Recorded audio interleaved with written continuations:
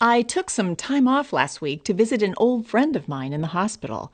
I was amazed to see how much hospitals have changed. They've become smaller and more digital. It was very high tech. She said it was called a micro hospital.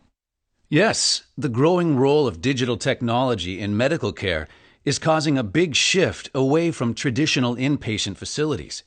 We're now seeing a rise in the number of outpatient clinics, same-day surgery centers, and freestanding emergency rooms.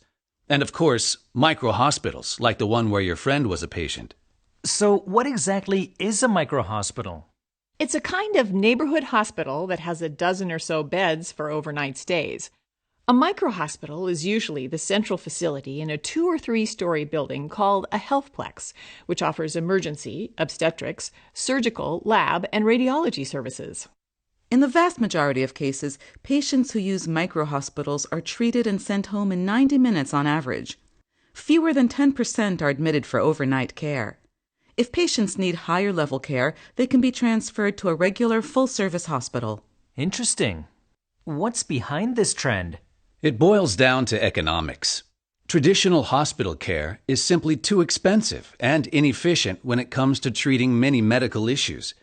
Another reason we're seeing micro-hospitals popping up all over the country is that people are becoming more selective about the kind of medical care they receive. And there's an increasing emphasis on prevention and wellness, as opposed to the treatment-oriented model that's associated with the traditional hospital. The traditional model of a hospital as a single facility that offers a wide range of all-inclusive treatment is changing. Hospitals are gradually evolving into large intensive care units, where patients go to receive specialized, highly technical, or serious critical care. My friend was quite pleased with the care she received at the micro-hospital she chose. She says the service there was much more personal and friendly than at the big hospitals where she's been a patient in the past. I can understand that. Being treated in a big hospital where there are lots of other sick people carries its own risks. Due to the rise in antibiotic-resistant bacteria, at any given time, 1 in 25 patients in the U.S. is fighting an infection they picked up in the hospital, I understand. That's a very frightening statistic. The idea of going to the hospital should be to get well, not to get sick. The good news is that thanks to the increasingly important role played by telemedicine in healthcare, there's less need for big hospitals with a large staff of high-level specialists. Telemedicine uses digital technology to allow doctors who work out of a central hub to monitor and oversee treatment of patients at intensive care units in various locations. Yes. For example, specialists can now use two-way video and audio technology to monitor and recommend care for newborns in multiple neonatal units from a central hub. A patient with a rash or wound that requires special care can go to their local doctor's office and use an internet telephone service to consult with a specialist.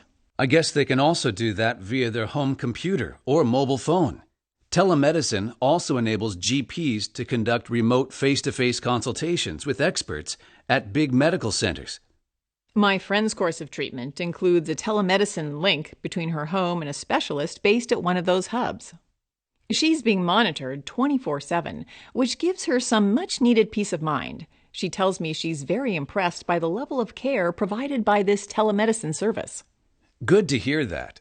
Micro-hospitals and telemedicine are already proving their worth in dealing with the steadily increasing demand for medical services in our aging society. But that doesn't mean the end of the full-service hospital.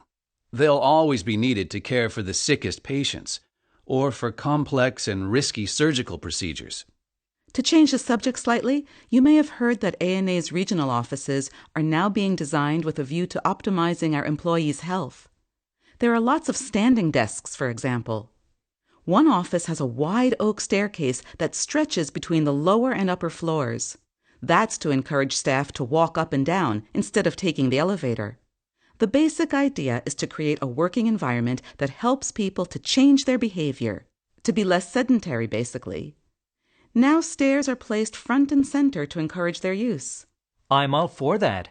I hear that more companies are becoming very proactive when it comes to helping their employees stay healthy. It's becoming increasingly common for businesses to set up on-site medical clinics, for instance.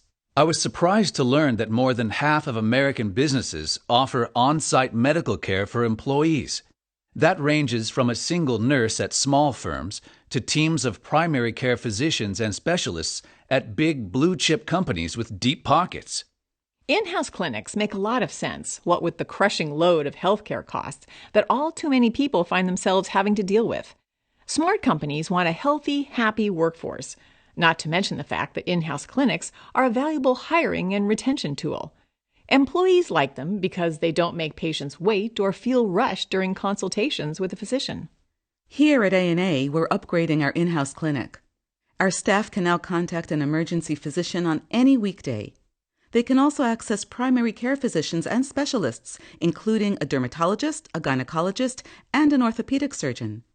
There are physical therapists on hand, as well as a specialist in rehabilitation medicine. This shows how ANA is once again ahead of the curve. We're even offering acupuncture treatment for employees who want alternative medicine as a healthcare option.